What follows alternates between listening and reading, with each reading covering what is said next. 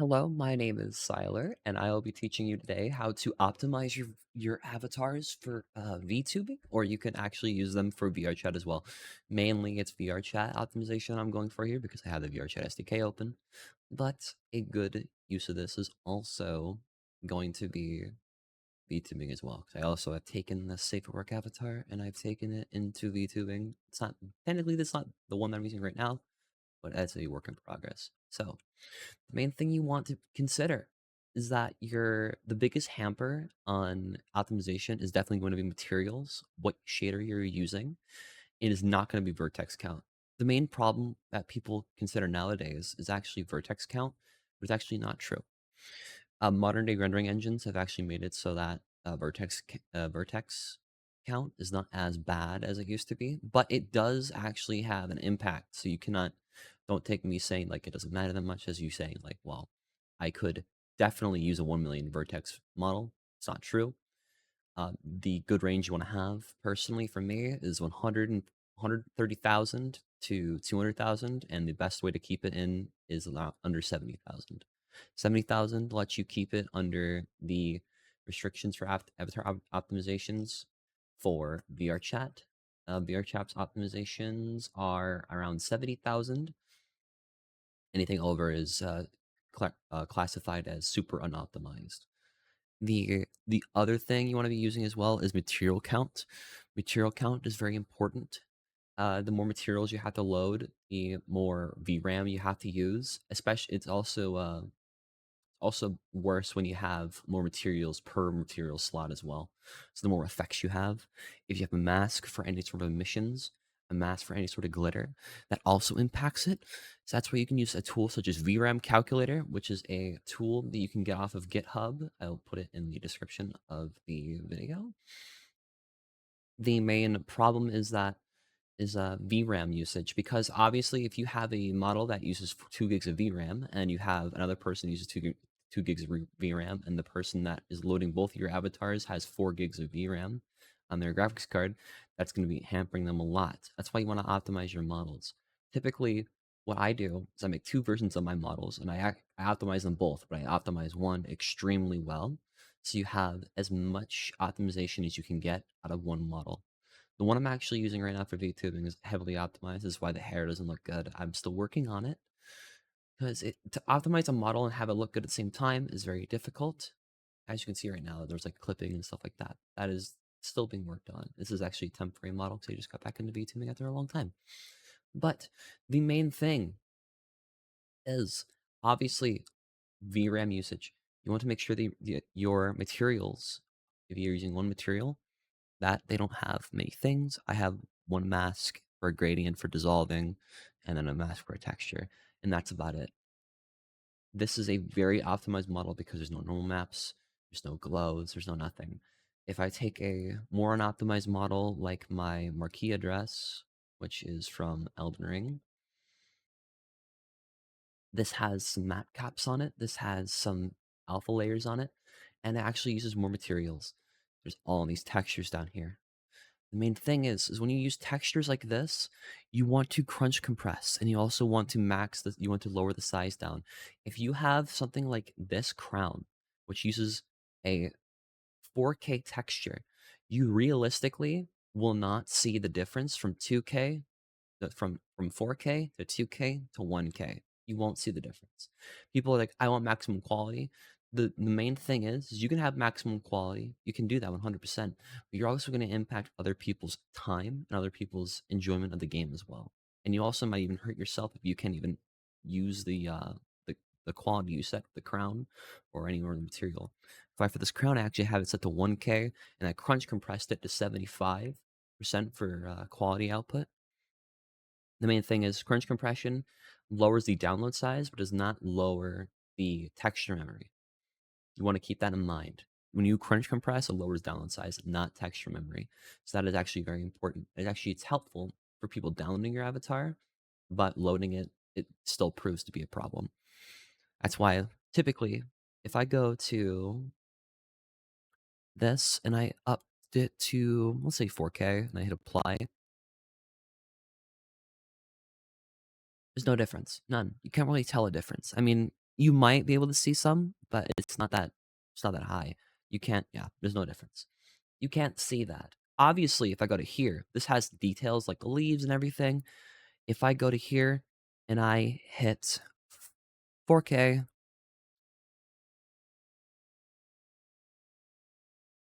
let load,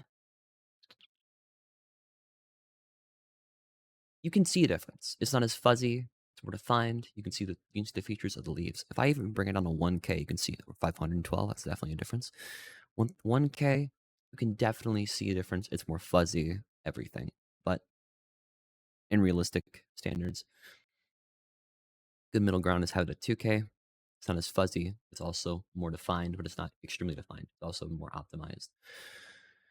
If you use something like VRAM calculator, you can see what you use for VRAM usage. It is very important to know what you use because VRChat kind of gives you a rough ballpark, but if you use material changes like I do for some of my unoptimized models, you get to know more and better of what you use because it also counts that.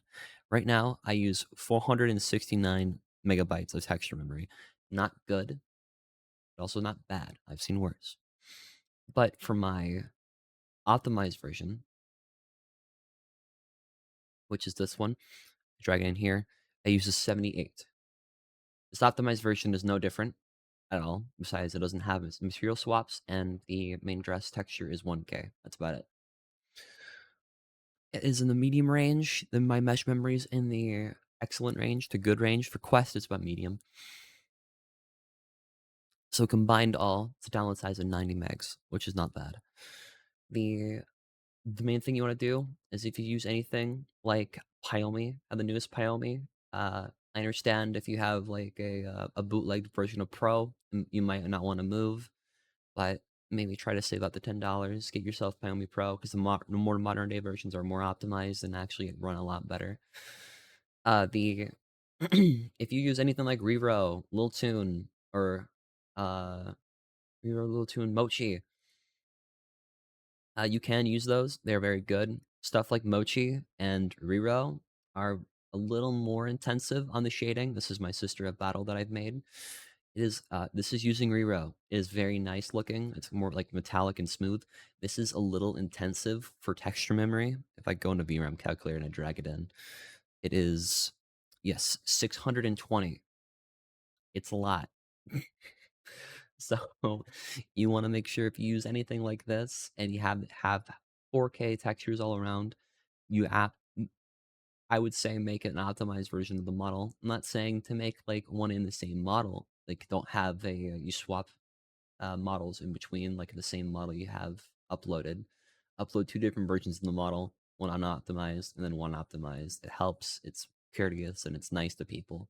Or you can make a fallback avatar as well for people to, which is a feature with VRChat in their main website. You can actually have a fallback avatar. So if somebody loads you, they can't load your current model. You can fall back to a better model they can load for your current level of optimization that they have set. So avatar evaluation also good. Oh, another thing, another optimization guide. If you want, this is definitely you don't have to, but if you do, it's a lot better if you do.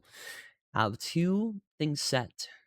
I have a body, and then well, I always had the dress and the panties and face, but the face I have set separately because the more blend shapes you have on one skinned mesh, the more memory it takes up and the more laggy it is.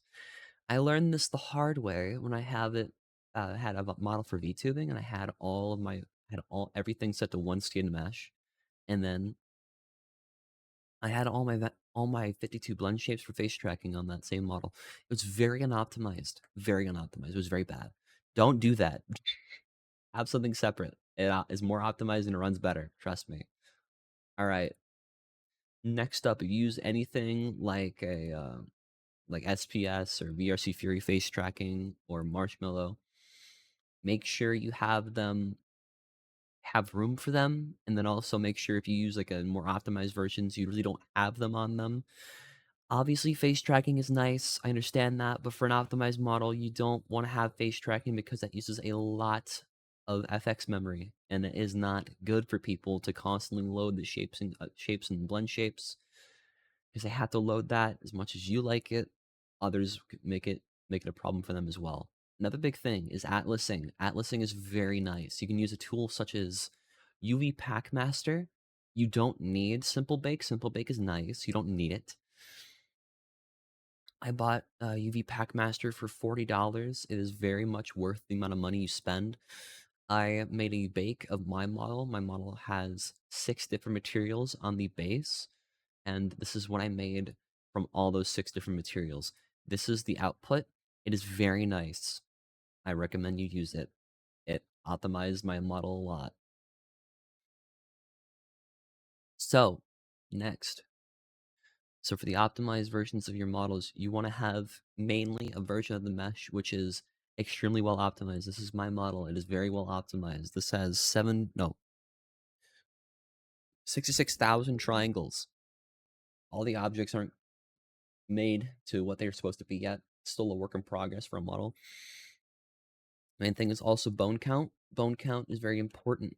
For your bones, you want to have maybe like in the areas of like 150 to like maybe 100. It's hard, especially when you have something like I do. I have a lot of hair on the back. I have a bunch of bones.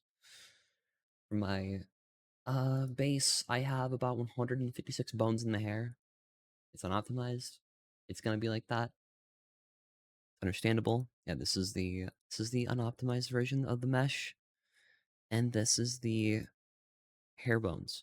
There's a lot of hair bones. Sometimes you have to sacrifice quality and optimization for how it looks, but also at the same time, you can also compromise and make a different version of the model that has that level of optimization you need for other people to enjoy what you are. So keep that in mind as well.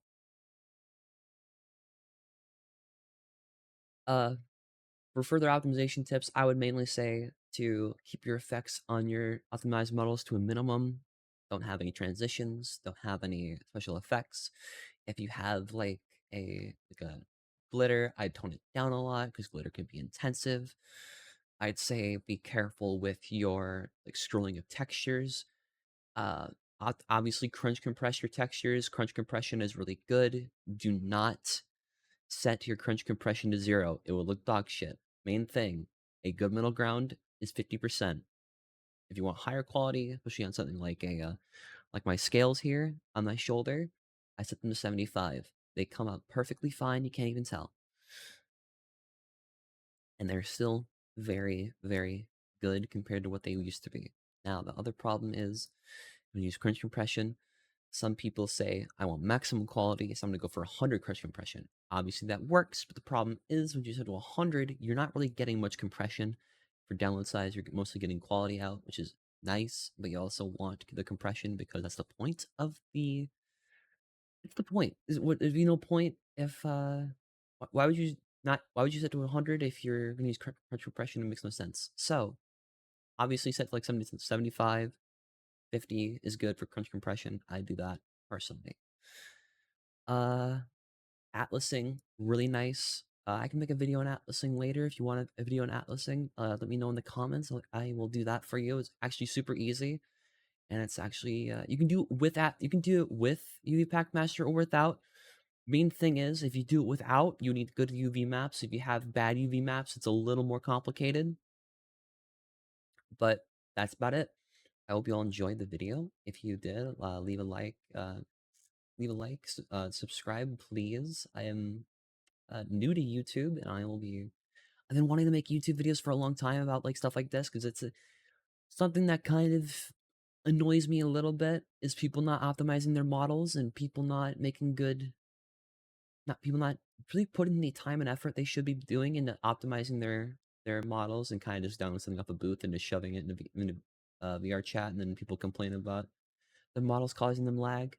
So main thing, this is something that bothers me, and if you have any tips, anything you want to learn, I'll happily make a video. I love helping people. It's my main thing. I hate when people gatekeep content or gatekeep knowledge, so I will definitely help. Thank you for your time. Thank you for the views, and I hope you have a good rest of your day.